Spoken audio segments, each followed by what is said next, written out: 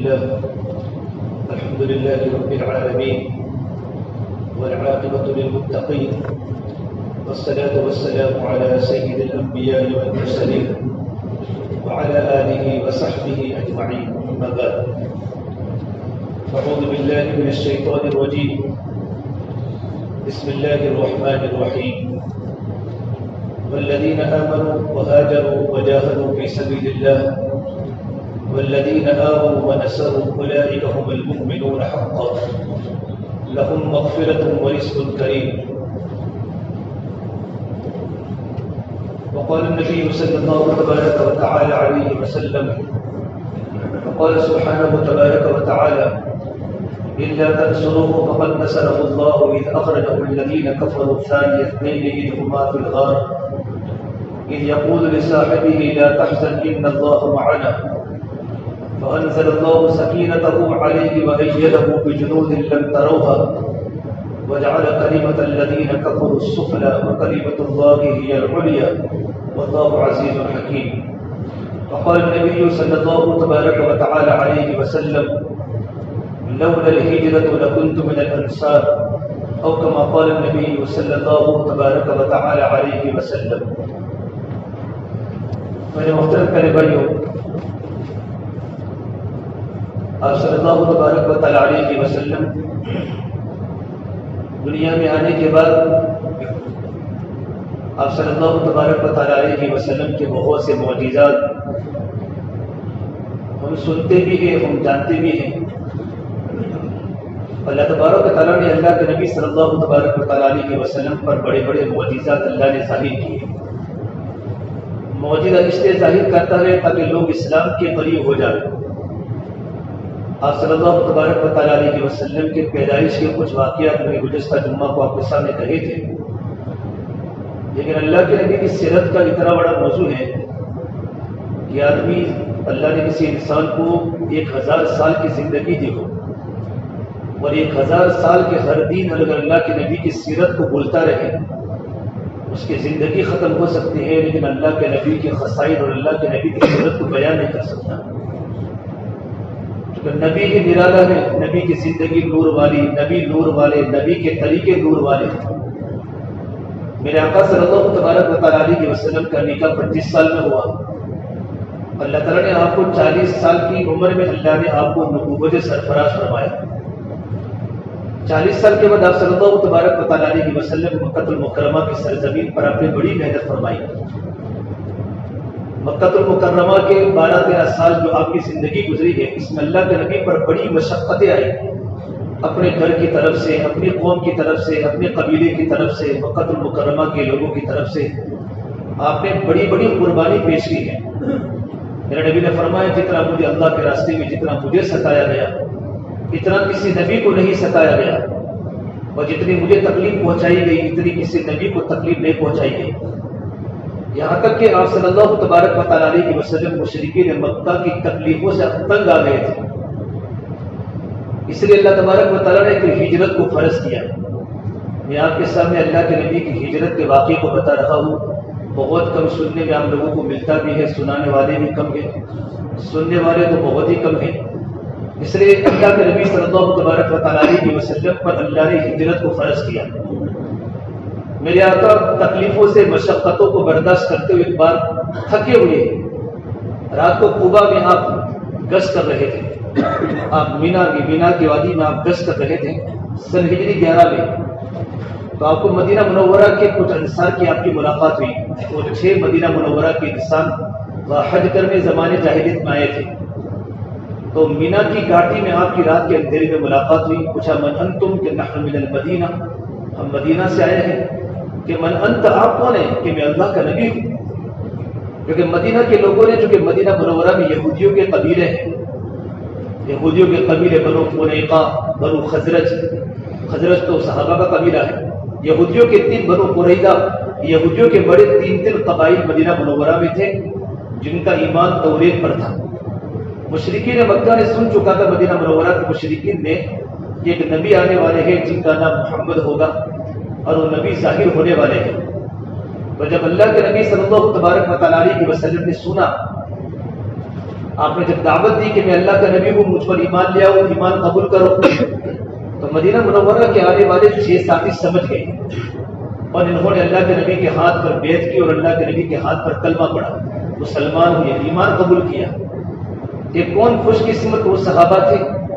ایک تو ابو الہیثم بن تیہان، عبداللہ بن رواحہ، زید بن خارجہ، اسد بن زرارہ، سعد بن ربی اور جابر بن عبداللہ، یہ 5 وہ صحابہ تھے مدینے کے یک نوجوان جو حج میں آئے تھے اور اللہ کے نبی صلی اللہ تبارک و تعالیٰ علیہ وسلم کے ہاتھ پر ملاقات کی اور اللہ کریم اگلے سال ہم دوبارہ حج میں آ کر آپ کی ملاقات کریں گے۔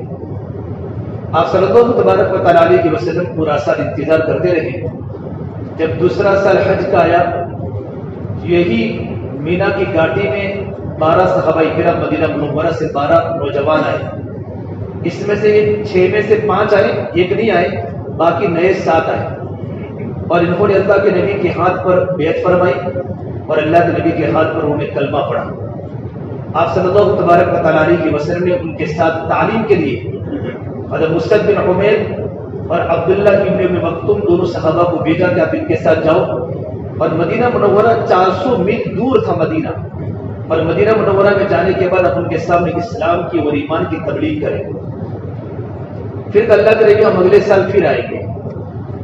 سن ہجری 13 آپ صلی اللہ تبارک و تعالیٰ علیہ وسلم مینا کی وادی میں تھے اور 72 لوگ مدینہ منورہ سے آئے، اس میں 2 عورتیں تھیں، ام قنی اور ام عمارہ، باقی 70 نوجوان تھے مدینے کے، اور ایک روایت میں کہ 75 آئے اور آپ صلی اللہ تبارک و تعالیٰ علیہ وسلم کی مینا کی وادی میں آپ کے ہاتھ پر بیعت فرمائی اور آپ کے ہاتھوں پر اسلام قبول کیا۔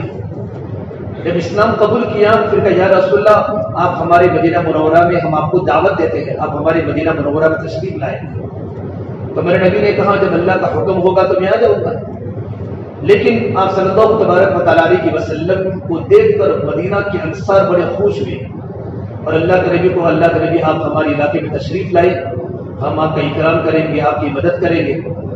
تو اللہ کے نبی کے چچا حضرت عباس اللہ کے نبی کے ساتھ تھے، اگرچہ انہوں نے ایمان قبول نہیں کیا تھا لیکن ہمیشہ اللہ کے نبی کے مددگار تھے۔ بعد میں ایمان قبول کیا فتح مکہ کے موقع پر، تو کہا تم لے تو جا رہے ہو اور تم دعوت تو دیتے ہو، لیکن یاد رکھنا مکہ کا بچہ تمہارا دشمن ہو جائے گا، تمہیں اپنی جانوں پر کھیلنا پڑے گا، تمہاری طاقت ہو تو میرے بھتیجے کو لے جاؤ۔ اگرچہ میرا بھتیجا مکہ المکرمہ میں بڑا بابرکت، بڑا معزز انسان ہے، لیکن چونکہ لوگ میرے نبی کے دین کے مخالفت کر رہے ہیں، آپ لے جا سکتے ہیں لیکن پورا عرب تمہارا مخالف بنے گا، تمہاری پیٹھ کی پیٹھ بجا دے گا۔ تو مدینے کے انصار نے کہا یا رسول اللہ یہ سب ہوگا؟ آپ نے کہا یہ ہوگا، پورا عرب تمہارا مخالف بنے گا، بچہ تمہارا مخالف بنے گا۔ تو کہا اللہ کے نبی اس کے بدلے میں ہمیں کیا ملے گا؟ تو اس کے بدلے میں آپ کو جنت ملے گی، تو اس کے بدلے میں ہمیں جنت ملے گی، تو ہم تیار ہیں، ہماری جان بھی حاضر ہے، ہماری مال بھی حاضر ہے۔ پھر اللہ کے نبی صلی اللہ تبارک و تعالیٰ علیہ وسلم فرمایا جب میں آؤں تو تم مجھے کیا دو گے؟ تو میرے نبی نے فرمایا میں تم کو ایک تو دعوت دیتا ہوں کہ تم اللہ پر ایمان لاؤ، اللہ کے نبی پر ایمان لاؤ، 5 وقت کی نماز کی پابندی کرو، جس طرح تم اپنے بچوں کی حفاظت کرتے ہو اس طرح تم کو میری حفاظت کرنا پڑے گا، اچھے حالات میں بھی میری اطاعت کرنا ہے اور برے حالات کے اندر بھی تم کو میری بات ماننی پڑے گی۔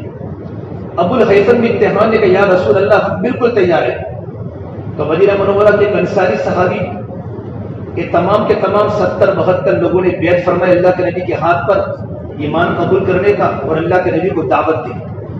تو بیعت کو پکا کرنے کے لیے کھڑے ہوئے ابو الہیثم بن تیہان، پھر کہا یہ مدینہ والوں یہ اللہ کے نبی ہے، ہم ان کو مدینہ منورہ لے جائیں گے، استقبال کریں گے، ویلکم کریں گے، لیکن پورا عرب ہمارا مخالف بنے گا، ہمارے بچے یتیم ہوں گے، ہماری عورتیں بیوہ ہوگی، اب اس آدمی کو چھوڑنا ہو تو یہی سے چھوڑ دو، ورنہ اس آدمی کو لے جانے کے بعد پھر اگر تم نے حالات کو دیکھ کر چھوڑ دیا تو پورے عرب میں ہماری رسوائی ہوگی۔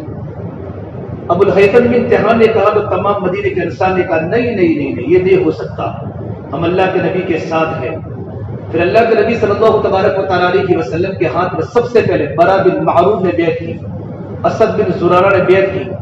تو اسد بن زرارہ نے کہا یا رسول اللہ اگر اللہ تبارک و تعالیٰ اگر آپ کو فتح دے دے اور آپ کی تعداد بڑھ جائے تو کیا مدینہ چھوڑ کے مدینہ مکہ المکرمہ چلے جائیں گے؟ آپ نے کہا نہیں، قدم فدم الحدم فالحدم، میری جان تمہاری جان ہے، تم میرے ہو میں تمہارا ہوں، میرا مرنا بھی وہی ہوگا، میرا رہنا بھی وہی ہوگا، میری قبر وہی بنے گی، میرا روزہ وہی بنے گا، اور جہاں تمہاری جنگ ہوگی وہاں میری جنگ ہوگی، جہاں تمہاری صلح ہوگی وہاں میری صلح ہوگی۔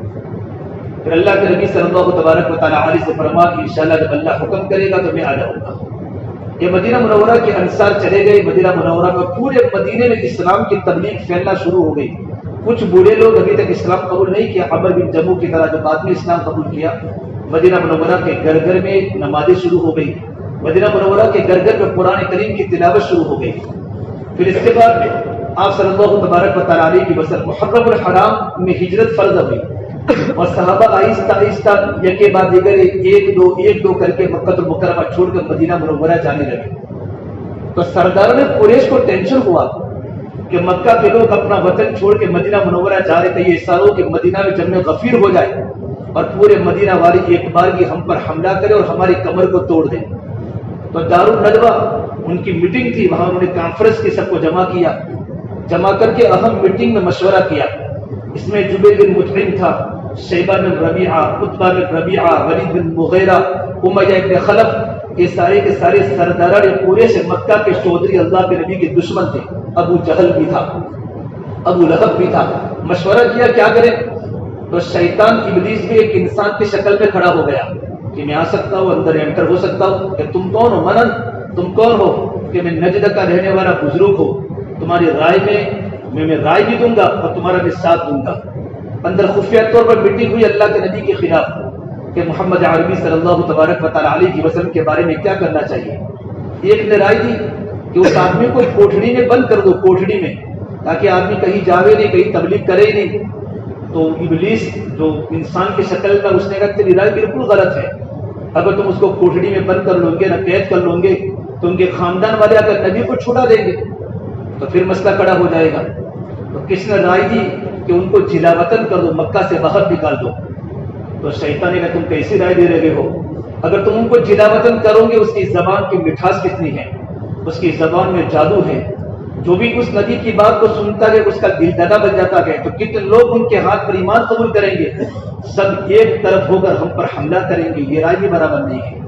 ابو جہل نے رائے دی، میری رائے ہے کہ سردار نے پورے سارے کے سارے یہاں جمع ہیں، ہر خاندان کا ایک انسان، مضبوط انسان آوے اور یک بار کی حملہ کر کے اللہ کے نبی کو نعوذ باللہ قتل کر دیں، کیونکہ سب ساتھ میں حملہ کریں گے نا تو کسی کی طاقت ہم سے بدلہ لینے کے لیے ہوگی، آخر میں مسئلہ خون کی دیت پر آ جائے گا اور ہم پیسہ دے کر چھوٹ جائیں گے، کیونکہ ان کا خاندان سب خاندان سے مقابلہ نہیں کر سکتا۔ شیطان نے کہا یہ رائے بالکل صحیح ہے۔ اللہ نے قرآن کریم اس کو بیان کیا ہے، وَإِذْ يَمْكُرُ بِكَ الَّذِينَ كَفَرُوا لِيُثْبِتُوكَ أَوْ يَقْتُلُوكَ أَوْ يُخْرِجُوكَ۔ یہ لوگ دارالندوہ میں اپنی میٹنگ میں یہ تدبیریں کر رہے تھے کہ نبی کو قید کر دو، نبی کو جلا وطن کر دو یا نبی کو قتل کر دو۔ وَيَمْكُرُونَ وَيَمْكُرُ اللَّهُ، وہ دنیا میں بیٹھے بیٹھے یہاں تدبیریں کر رہے تھے، میرا اللہ آسمانوں پر تدبیریں کر رہا تھا۔ واللہ خیر الماکرین، اور اللہ تبارک و تعالی بہترین مکر کو، انسانی کی تدبیروں کو توڑنے والا ہے۔ یہ جو خفیہ مشورہ ہوا، اللہ کے نبی صلی اللہ تبارک و تعالیٰ علیہ وسلم جبرائیل آئے، یا رسول اللہ، انہوں نے کہا آج ہی یہ کام کرنا ہے، آج آپ پر ہجرت فرض ہو چکی۔ آپ گرمی ستمبر کا مہینہ چل رہا تھا مکہ المکرمہ میں، اور آپ صلی اللہ تبارک و تعالیٰ علیہ وسلم دوپہر کے وقت ابو بکر صدیق کے گھر پر گئے۔ ابو بکر اکیلے ہو؟ بالکل اکیلا ہوں، لیکن میری بیٹیاں اسما بھی اور عائشہ بھی ہیں، اور آپ کو کوئی بات کرنی ہو تو مجھے اپنی بیٹیوں پر اطمینان ہے، آپ کی بات میرے گھر کے باہر نہیں جائے گی۔ کیسا مبارک خاندان ہوگا؟ تو اللہ کے نبی صلی اللہ تبارک و تعالیٰ علیہ وسلم گھر میں داخل ہوئے۔ اسباب کی رعایت اگر میرا آقا چاہتا، اللہ چاہتا، تو جس طرح معراج کروائی نا براق پر، ایک ہی رات میں جنت بتلائی، جہنم کو دکھلایا، مدینہ کا سفر کرا دیتے۔ لیکن جب حالات آئے تو انسان کو کیا کرنا ہے، خوشی میں انسان کو کیا کرنا ہے، غمی میں انسان کو کیا کرنا ہے، انسان جب ترقی پر ہو تو انسان کو کیسے رہنا ہے، انسان پر حالات چاروں طرف سے آ جائے مشرکین کی طرف سے تو انسان کو اسباب کی کیا رعایت کرنی ہے۔ یہ اللہ تبارک و تعالیٰ اپنے بندوں کو بتانے کے لیے حضور اکرم صلی اللہ تبارک و تعالیٰ علیہ وسلم سے کام کروایا۔ آپ نے کہا ابو بکر اللہ نے ہجرت فرض کی اور رات کو سفر کرنا ہے۔ صدیق اکبر اتنے خوش ہوئے کہ فرد مسرت میں ان کی آنکھوں میں آنسو آ گئے۔ معائشہ فرماتی ہیں کہ مجھے یہ تو نہیں پتا تھا کہ انسان کو خوشی کے اندر بھی آنسو آتے ہیں۔ یہ جب اللہ کے نبی نے یہ میسج دیا کہ ابو بکر اپنی رات کو مکہ چھوڑ کر مدینہ منورہ جانا ہے، تو میرے ابا مارے خوشی کے رونے لگے۔ پھر کہ یا رسول اللہ میں نے 2 اونٹنیاں پہلے سے پال رکھی ہیں، 2 اونٹنیاں میں نے 800 درہم میں 2 اونٹنیاں خریدی ہے، ایک کی 400 ایک کی 400، ایک تو میرے لیے ہے، ایک میں آپ کو ہدیہ کرتا ہوں، اور میں 4 بیلوں سے اپنی 2 اونٹنیوں کو ببول کے پتے کھلا رہا ہوں۔ آپ نے کہا نہیں ابو بکر اونٹنی میں ہدیہ نہیں لوں گا بلکہ اونٹنی کی میں قیمت دوں گا، اور اللہ کے نبی صلی اللہ تبارک و تعالیٰ علیہ کی وسلم 400 درہم صدیق اکبر کو اونٹنی کی قیمت دی۔ پھر کہا اللہ کے نبی ہم رات کے وقت ہم نکل جائیں گے، میری ایک جگہ دیکھیے غار ثور، اس جگہ پر ہم چھپ جائیں گے۔ اس کے بعد جب مشرکین مکہ کو جب ہماری تلاش ختم ہو جائے گی پھر ہم چپکے سے وہاں سے نکل جائیں گے۔ آپ واپس گھر تشریف لائے اور اصل کے وقت مشرکین مکہ نے اللہ کے نبی کو گھیر لیا۔ سارے کے سارے سردار نے قریش نبی کا چھوٹا سا مکان کھجور کا گھر، ہماری طرح بلڈنگ تھوڑی ہوتی تھی اور باہر سیکورٹی تھوڑی ہوتی تھی، وہ تو چھوٹا سا کھجوروں کا بنا ہوا مکان تھا۔ آپ صلی اللہ تبارک و تعالیٰ اپنے گھر میں تشریف فرماتے اور چاروں طرف مشرکین مکہ تلوار زہر میں بوجھی ہوئی تلواروں کو لے کر کھڑے ہو گئے۔ جیسے اللہ کے نبی باہر آوے یک بار کہ ہم حملہ کر کے ان کو ختم کر دیں، وہی ہوتا ہے جو میرا اللہ چاہتا ہے، ہم جو چاہتے وہ کبھی نہیں ہو سکتا۔ آپ صلی اللہ تبارک و تعالیٰ علیہ وسلم نے رات کو ہی سفر کرنے کا ارادہ کیا اور اپنی جگہ پر حضرت علی کو سلایا، علی تم میری جگہ پر سو جاؤ، سبز چادر اوڑھ کے سو جاؤ، مدینہ آ کے مجھے مل لینا، آپ کو کوئی تکلیف نہیں ہوگی۔ چاروں طرف مشرکین مکہ کھڑے، اندر سے دکھ رہا ہے مشرکین کھڑے تلوار لے کر، اور اللہ کے نبی صلی اللہ تبارک و تعالیٰ علیہ وسلم سب کے بیچ میں سے آپ نے کلام اللہ کی آیت پڑھی وَجَعَلْنَا مِن بَيْنِ أَيْدِيهِمْ سَدًّا وَمِنْ خَلْفِهِمْ سَدًّا فَأَغْشَيْنَاهُمْ فَهُمْ لَا يُبْصِرُونَ۔ جب پولیس والا کہیں پریشان کرے جب انسان آیت پڑھتا ہے تو بچ کے نکلتا ہے کہ میری بات بدل جائے گی۔ آپ نے آیت پڑھی اور آیت کے پڑھنے کے بعد آپ نے یوں کر کے مٹھی بھر کے آپ نے مٹی پھینکی ان کے آنکھوں میں، سارے کے سارے 1 منٹ کے لیے سب کے سب نابینا ہو گئے۔ آنکھ اللہ نے دی ہے لیکن دیکھنے کی طاقت تو میرا اللہ دیتا ہے جب چاہتا ہے۔ میرے آقا سب کے سامنے سے وہاں سے گزر گئے، مشرکین مکہ اپنے آنکھوں کو ملتے رہے۔ اللہ قرآن کریم میں اللہ کہہ رہا ہے فَلَمْ تَقْتُلُوهُمْ وَلَكِنَّ اللَّهَ قَتَلَهُمْ وَمَا رَمَيْتَ إِذْ رَمَيْتَ وَلَكِنَّ اللَّهَ رَمَى۔ اے نبی مٹی تو نے نہیں پھینکی، مٹی تو اللہ نے پھینکی ہے، مٹی تو اللہ نے پھینکی ہے۔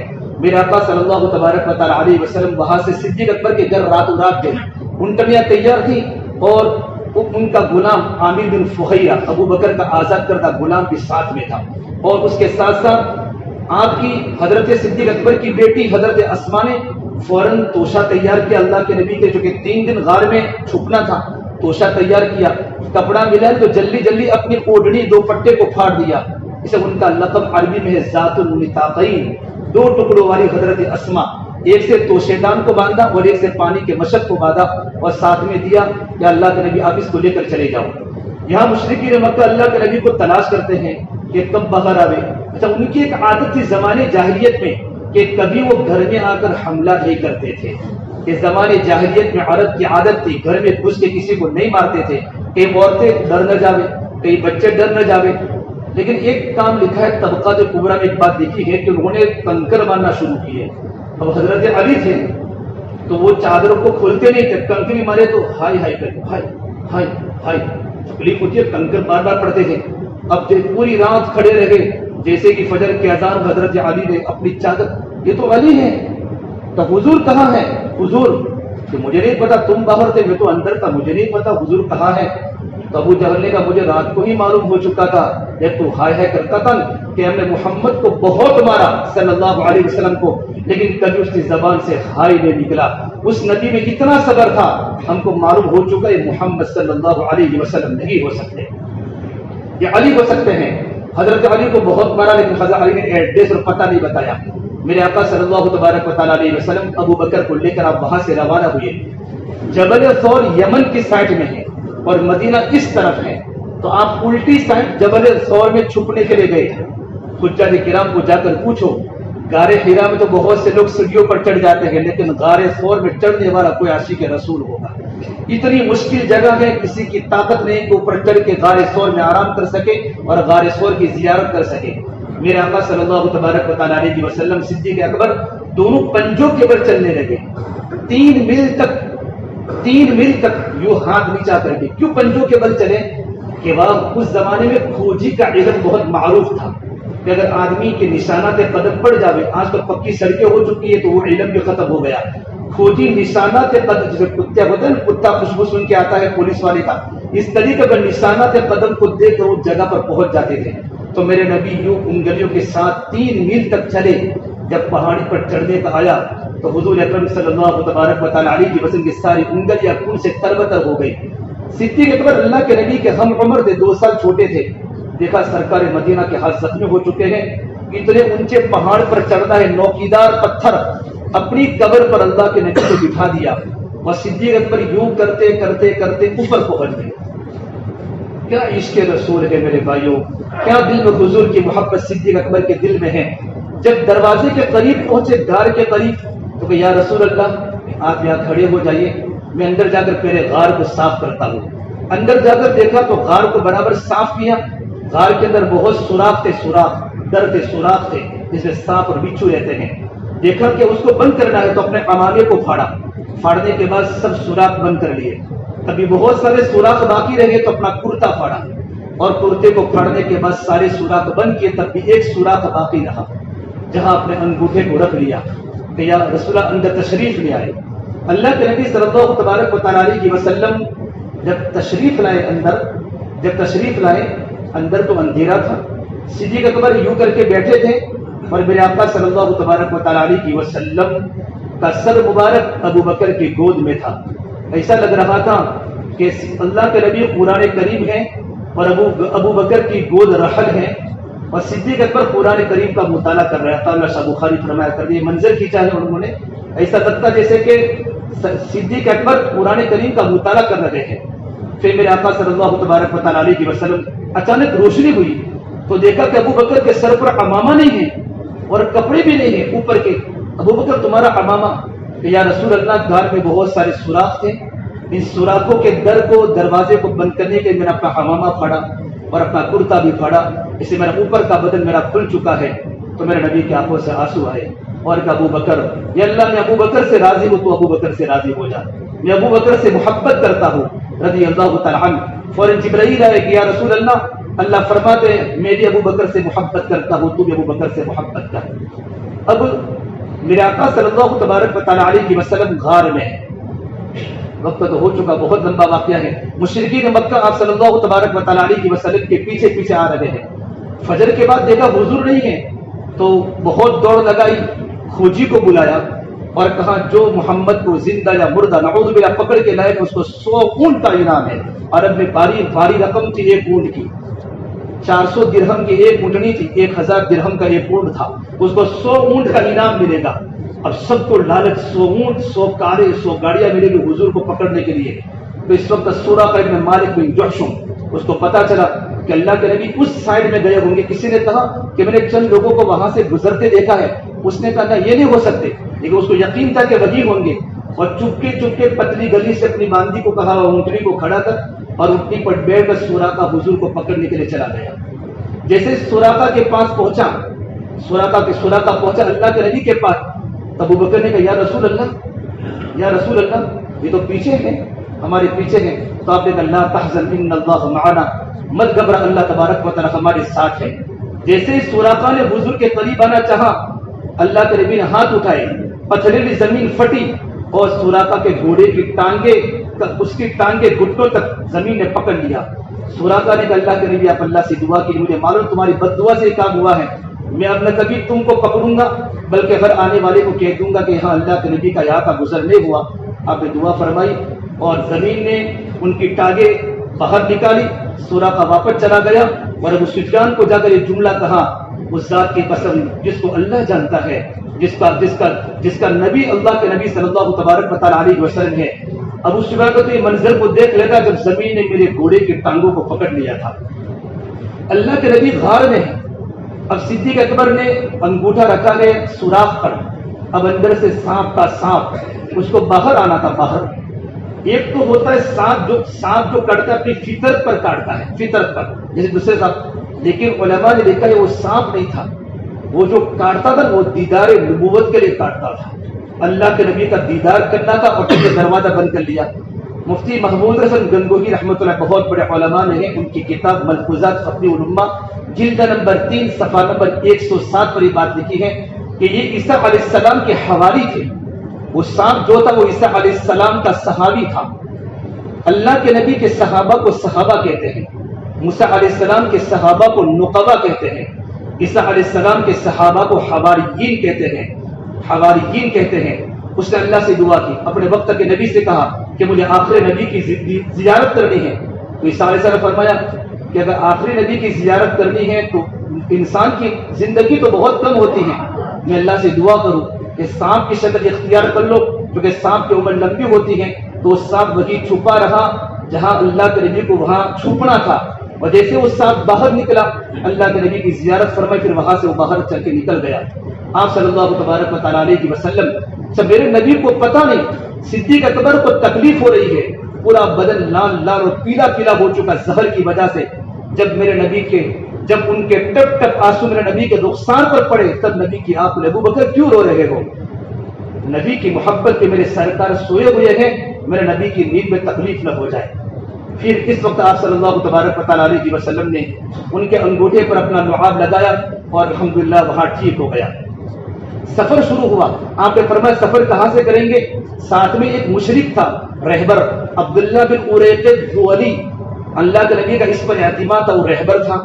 ساتھ میں عبداللہ بن ابو بکر صدیق اکبر کے بیٹے تھے، جو پورا دن مشرکین مکہ کی خفیہ خبریں سنتے تھے اور آپ کو حضور تک پہنچاتے تھے۔ وہاں سے رات کو سفر کرنا شروع کیا۔ ایک مدینہ کا صاف راستہ تھا، آسان، جہاں صحابہ جاتے تھے۔ ایک مدینہ کا تنگ راستہ جہاں چوروں کا خطرہ تھا۔ رہبر نے پوچھا کہاں سے لے جاؤ؟ آپ نے کہا جہاں چوروں کا خطرہ ہے مجھے وہاں سے لے جاؤ۔ جب آپ صلی اللہ تبارک و تعالیٰ سے وہاں سے چلنے لگے، نکلنے لگے، تو راستے میں چور چھپ گئے، یمن چور، اور اللہ کے نبی کے جسم پر یمنی چادریں تھیں۔ تو ایک چور نے کہا یمنی آ گئے، یمن یوں کر کے تم باہر نکلے۔ آپ نے پوچھا من انتما، تم کون ہو؟ کہ نحن مہانان، ہم مہانان ہیں۔ آپ نے کہا لستما مہانان بل انتما مکرمان، تم مہانان نہیں بلکہ تم تو مکرمان ہو۔ مہانان کے معنی ہوتا ہے ذلت والے، مکرمان کے معنی ہوتا ہے عزت والے، تم ذلت والے بلکہ تم تو عزت والے ہو۔ اللہ کے نبی کی بات کا چوروں پر اتنا اثر ہوا کہ دونوں اللہ کے نبی کے ہاتھوں پر ایمان قبول کیا اور اللہ کے نبی کے ساتھ سفر کیا۔ راستے میں بریدہ بن اسلمی ملے، بریدہ اللہ کے نبی کو پکڑنے کے لیے 70 سواروں کے ساتھ، وہ حضور کو جانتے برابر نہیں تھے۔ صدیق اکبر کو پوچھا من انتما، تم کون ہو؟ کہ تم کون ہو؟ کہ انا بریدہ، انا بریدہ۔ تو آپ نے اچھی پھان نکالی، برد امرنا وسلوھا، ہمارا کام ٹھنڈا ہو گیا، ہمارا کام صحیح ہو گیا۔ پھر پوچھا کون سے قبیلے کے ہو؟ کہ من بنی اسلم، قبیلے اسلم کے ہے۔ آپ نے کہا اسلمنا، ہم صحیح سالم آ گئے۔ پھر پوچھا کون سے قبیلے کی کون سے شاخ سے ہو؟ کہ من بنی سغد۔ آپ نے کہا ہمارا تیر صحیح نکل آیا، تم کو اسلام کی دولت ملے گی۔ پوچھا تم کون؟ کہ میں اللہ کا نبی ہوں۔ تو بریدہ اور 70 لوگوں نے وہاں کلمہ پڑھا کہ اللہ کے نبی ہم بھی آپ کے ساتھ مدینہ منورہ آ رہے ہیں، آپ مجھے جھنڈا دے دو۔ تو آپ نے اپنے امامے سے نیزے پر جھنڈا باندھا اور بریدہ جھنڈے کو لے کر آگے چلنے لگے۔ جب میرے آقا صلی اللہ تبارک و تعالیٰ علیہ وسلم جب مدینہ پہنچنے کے لیے آئے، مدینہ منورہ میں یہ بات ہو چکی تھی کہ حضور تشریف لا رہے ہیں، تو سارے کے سارے اہل مدینہ اللہ کے نبی کے انتظار میں تھے، نبی آ جائیں گے، نبی کل آئیں گے۔ اور اچانک جب دوپہر کا وقت ہوتا تو سارے کے سارے مدینے والے چلے جاتے۔ دوپہر کی گرمی میں اللہ کے نبی پہنچے، میرے آقا صلی اللہ تبارک و تعالیٰ علیہ وسلم پہنچے۔ اس وقت ایک بنو قرینہ کا ایک یہودی عالم وہاں پہ چھت پر چڑھا ہوا تھا۔ غبار کو دیکھ کر کہا یا بنی قیلہ، یا بنی قیلہ، قیلہ یہ انصار کی دادی کا نام ہے، تمہارا سردار آ چکا ہے۔ یہودیوں کا یہ علم تھا اور یہ گمراہی تھی کہ غبار کو دیکھ کر پہچان لیا کہ اللہ کے نبی ہے۔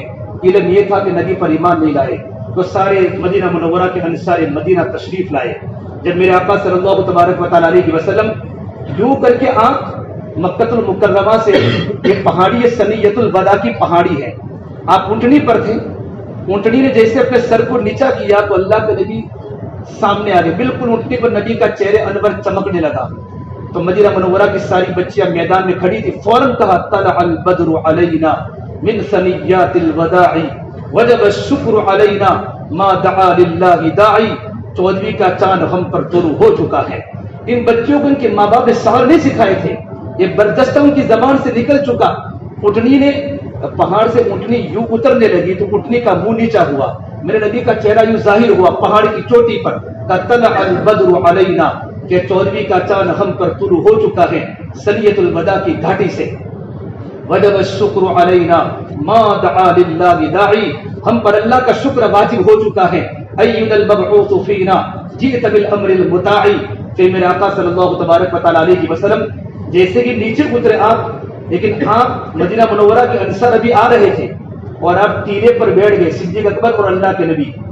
اب لوگوں کو یہ پتا نہیں کہ اللہ کے نبی کون، ابو بکر صدیق کون، چہرہ ایک، مشابہ، کپڑے ایک، امامہ سب ایک جیسا سب کچھ، تو سب نے صدیق اکبر سے مصافحہ کرنا شروع کیا۔ اس سے پورا مدینہ والا صدیق اکبر سے مصافحہ کر رہا ہے، صدیق اکبر مصافحہ لے بھی رہے، یہ نہیں کہا کہ میں اللہ کا نبی نبی ہوں۔ یہ اکرام سفر سے تھک کر آئے، ملاقات کی بھیڑ مت کرو۔ جب ملاقاتوں سے فارغ ہوئے تمام صحابہ کرام، میرے نبی کے سارے بال کالے تھے اس وقت ہجرت کے موقع پر، ابو بکر کے کچھ بال سفید ہو چکے تھے، تو لوگ یہ سمجھتے کہ یہ ابو بکر یہ اللہ کے نبی ہے۔ لیکن جب سورج کی کرنوں نے اللہ کے نبی کے چہرے کا بوسہ لیا، گرمی ہوئی، ابو بکر صدیق کھڑے ہو کر میرے نبی کے چہرے پر، پیشانی پر، سر پر یوں کر کے چادر ڈالی، تب لوگوں کو پتا چلا کہ مصافحہ غلط ہو گیا ہے، یہ اللہ کے نبی ہے اور یہ ابو بکر ہے، یہ اللہ کے نبی ہے اور یہ ابو بکر ہے۔ پھر آگے کی بات میرے بھائی، ہجرت کے آگے ساری کی ساری بات ہے کہ مدینہ منورہ جانے کے بعد آپ سب سے پہلے آپ نے مسجد قباء بنائی، انشاءاللہ آئندہ جمعہ کو اس بات پر پوری کریں گے۔ اللہ تعالی ہم تمام کو کرنے کے اللہ کا توفیق عطا فرمائے۔